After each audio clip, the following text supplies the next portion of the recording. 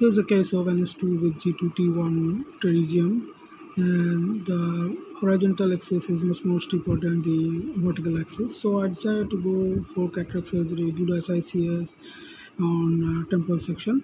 I use crescent in this case for making a tunnel. Uh, I use go for temporal section. The reason I go for temporal section is because it was that horizontal axis is much steeper axis. It will cause less astigmatism. So after forming these side pockets of the tunnel through crescent knife, then I use the keraton to do the entry through the main port. And after doing the entry, I again form the chamber with the viscoelastic substance, and then I go for the Rhexis from the main wound. I was using the double hand Rhexis. Uh, the reason of using double hand Rhexis is that you hold the Rhexis, the syringe with the help of double hand, because it helps in maintaining the AC, because you are lifting the upper lip of the tunnel throughout the time, and also the Rhexis becomes uniform and circular. I've learned this double-handed Rhexis technique during my fellowship time from one of my senior consultant. So after, as you can see, the Rhexis is getting very uniform and circular, and I haven't stained the entire capsule because since it's a software cataract, so I was having no problem on visualizing the entire capsule.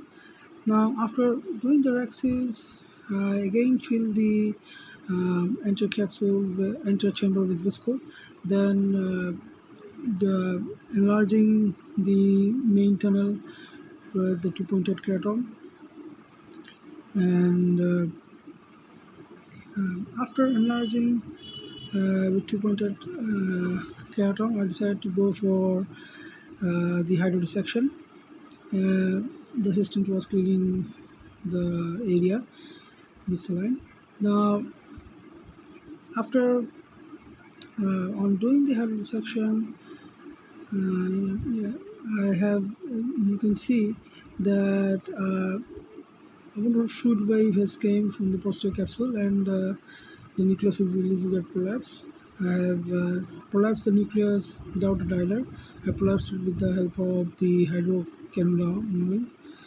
And then after prolapsing, rotating it and prolapsing in the antechamber, I use the wire vectors to prolapsing it out, and then I decided to go for the irrigation exploration with 23 gauge cannula. Now since the hydro was good, the Rhexis was good, so there was not much cortical matter was there, only few cortex was present. I didn't go for making any side ports and doing IA from that, because if I made a side port, then it will create furthermore astigmatism vertically. So I decided to go without making side port, and I was aspirating the cortex from main port only by lifting the main port upper lip through the tip of the shaft of the 23 gauge cannula, because it was from the AC well. Now, if I would no problem on doing cortex aspiration, then I could have done side port, but luckily I didn't had faced that problem. Then again, since no cortex was there, only few fibers was there, so I decided to fill the chamber with this viscous substance. Then I again use, and then I decided to go for the PMA lens implantation. So with the help of my person, I inserted the PMA lens, and then I used the dialer, and it was dialed in the bag, and no problem was there at all. Now final visco wash was done. So initially I was tapping the lens, and so the visco comes out from the side, and I was aspirating the visco from the antechamber and between antechamber and intercapsular margin also.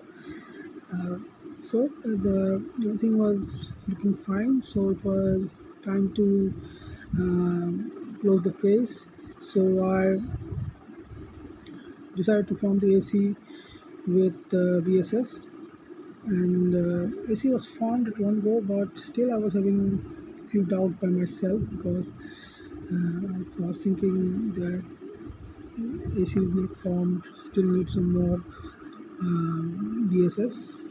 So I again took BSS from my assistant and formed the AC, and now it was I got confirmed that the AC is fully formed by tapping the cornea.